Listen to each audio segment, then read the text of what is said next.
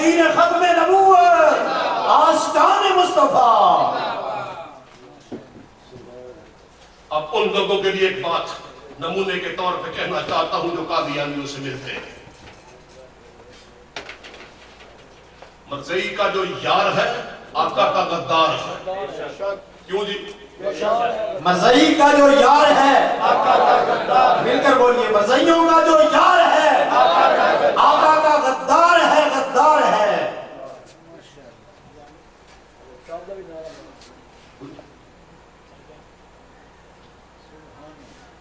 توجہ سے بات کو سنیے، جن لوگوں کے مرزئیوں کے ساتھ تعلقات ہیں، جن لوگوں کے ساتھ ان کا اٹھنا بیٹھنا ہے، جو ان کے ساتھ مراسم رکھتے ہیں، ان کی دکانوں سے سودا سلف لیتے ہیں، ان کی شادی بیاہوں میں آتے جاتے، کچھ اتنا نکل لوگ رکھتے ہیں۔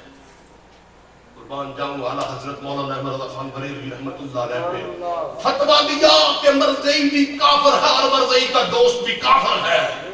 صرف مرزئی کافر نہیں، مرزئی کا دوست بھی کافر ہے، اس لیے کہ مرزئی بھی رسول اللہ کا دشمن ہے اور مرزئی کا دوست بھی رسول اللہ کا دشمن ہے۔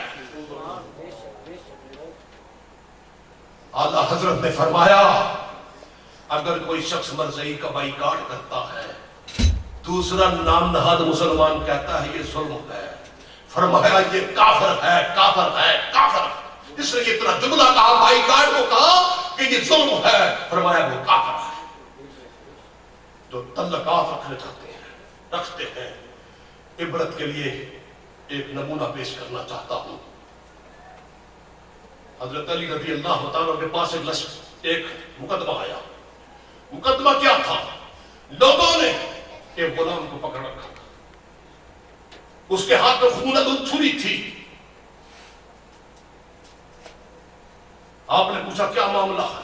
لوگوں نے کہا اس نے اپنے آقا کو قتل کیا، اس نے اپنے آقا کو قتل کیا۔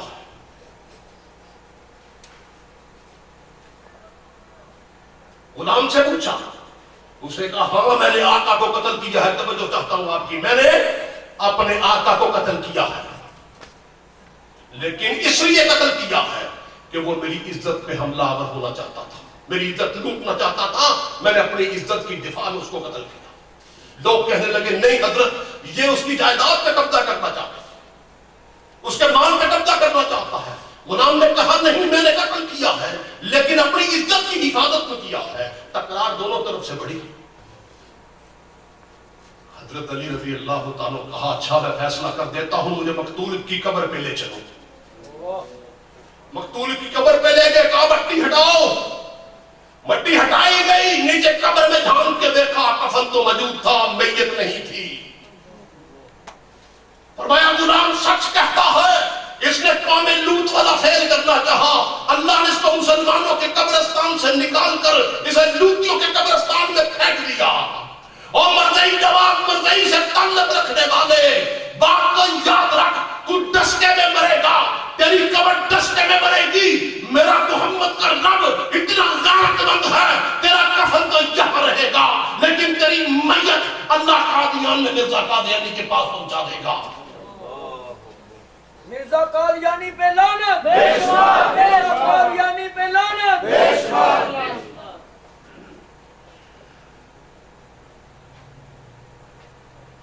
یہ انسان محلے دار، رشتے دار، پنڈ کوئی ہے جناب، برادری ہے جی، کٹھے پڑھتے رہے، کٹھے بڑھے ہوئے، وہ تسی جم دے ہی نہ کٹھے کیویں چھڈ دئیے؟ 100 سال تو اتنے رہن دے کٹھے۔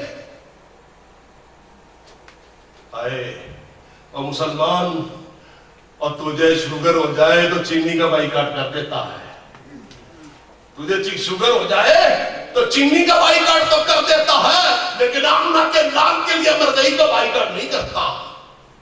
اور تجھے بلڈ پریشر ہو جائے تو شوگر کا بائیکاٹ کر دیتا ہے لیکن مصطفیٰ کی عزت کے لیے قادیانی کا بائیکاٹ نہیں کرتا۔ تجھے یورک ایسڈ ہو جائے گوشت کا بائیکاٹ کر دیتا ہے، تیرا کولیسٹرول بڑھ جائے تو گھی چھوڑ دیتا ہے، لیکن مصطفیٰ کی عزت کے لیے مرزئی نہیں چھوڑتا۔ اس سے تم نے ثابت کیا کہ تجھے اپنی شوگر محمد کریم سے زیادہ پیاری ہے، تجھے اپنا بلڈ پریشر حضور سے زیادہ عزیز ہے، تجھے اپنا یورک ایسڈ، تجھے اپنا کولیسٹرول آمنہ کے لال کی عزت سے زیادہ مقدم ہے. جس کا یہ معیار ہو، کون کہتا ہے اسے کہ وہ مسلمان ہے اور وہ مسلمانوں کی موت مرے گا؟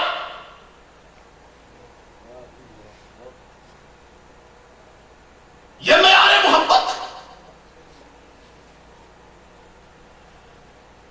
بندہ کسی کا لڑکا کتنا نالائق ہو، میٹرک میں 4 دفعہ فیل ہو جائے، باپ داخلہ بھیج دیتا ہے، کوئی گل نہیں، ٹیوشن ڈال دیتا ہے، کوئی بات نہیں، محلے میں 2-4 چوریاں کر لے، باپ تھانہ بھی بھگتاتا ہے، محلے میں کسی کو چاقو مار دے، باپ پولیس کو 10,000 روپے دے کے چھڑا لاتا ہے، چھوٹی موٹی وارداتیں کرے، باپ سب کچھ برداشت کرتا رہتا ہے، اس کو چھڑا کے لاتا رہتا ہے.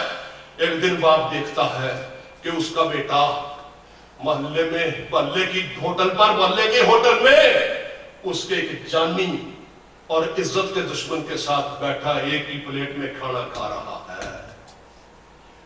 اب باپ سے برداشت نہیں ہوتا اور کہتا سورہ خنزیرہ اور لعین و ملعون بغیرت، آج کے بعد تو میرے لیے مر گیا، دفع ہوگا میرے گھر سے. اسی طرح مسلمانوں یاد رکھنا، گناہگار ہونا اور بات ہے، بے غیرت ہونا اور بات ہے. گناہگار ہوں گے تو حضور کی شفاعت ہوگی، اگر حضور کے لیے بے غیرت ہوں گے تو پھر لعنت ہی لعنت ہے، کہیں چھٹکارا نہیں ہوگا. جو مرضی سے ملتا ہے وہ اپنی شفاعت کا پروانہ اپنے ہاتھوں سے پھاڑ دیتا ہے. اس سے بڑھ کے خودکشی اور کیا ہو سکتی ہے؟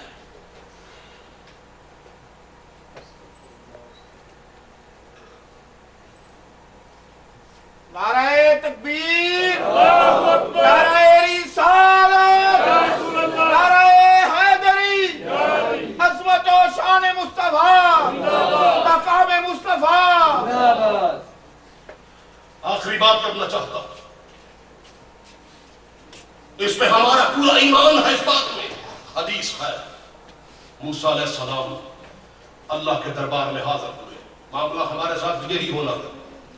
اللہ کے دربار میں حاضر ہوئے، اللہ نے پوچھا موسیٰ تو نے میرے لیے کون سا عمل کیا؟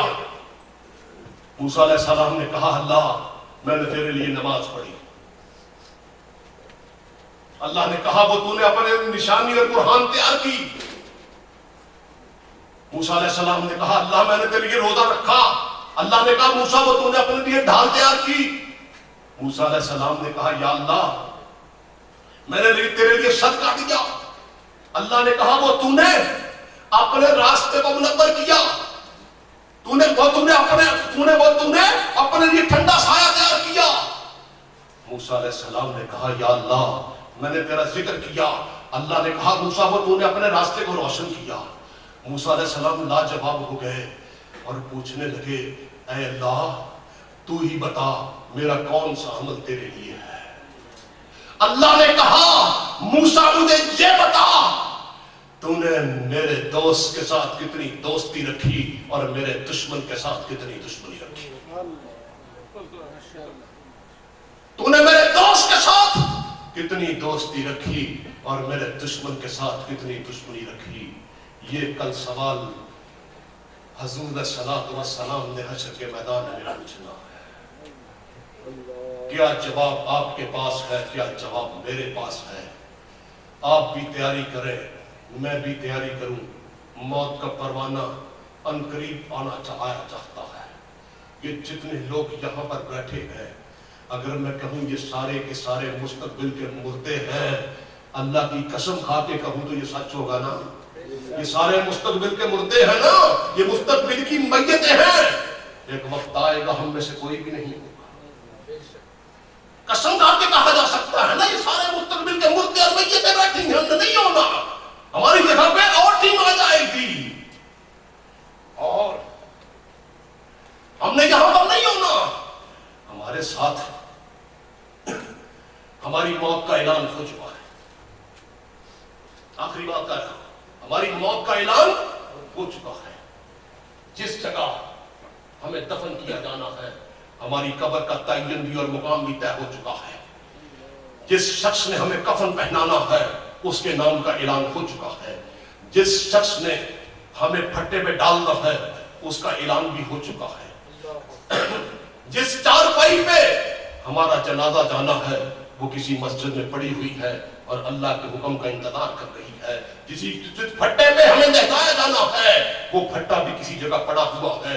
हम जब मरेंगे वही फट्टा जिसकी ड्यूटी लगी है वही आएगा, जिसने हमारी नमाज़े जनाजा पढ़ानी है उसका भी ऐलान हो चुका है, जिसने हमारी नमाज़े जनाजा पढ़नी है उनका भी ऐलान हो चुका है, जिसने हमारी कब्र खोदनी है उसका भी ऐलान हो चुका है, जिसने हमें कब्र में उतारना है उनका ऐलान भी हो चुका है, जिसने मट्टी की मुट्ठी डालनी है उसका ऐलान भी हो चुका है। ये एक पैकेज है, एक माहदा है जो आपकी जेब में भी मौजूद है, मेरी जेब में मौजूद है और किसी भी वक्त इस वादे पे अमल हो सकता है और फिर इसके बाद कोई मोहलत नहीं होगी। व आखिरु दावाना अनिल हम्दुलिल्लाहि रब्बिल आलमीन।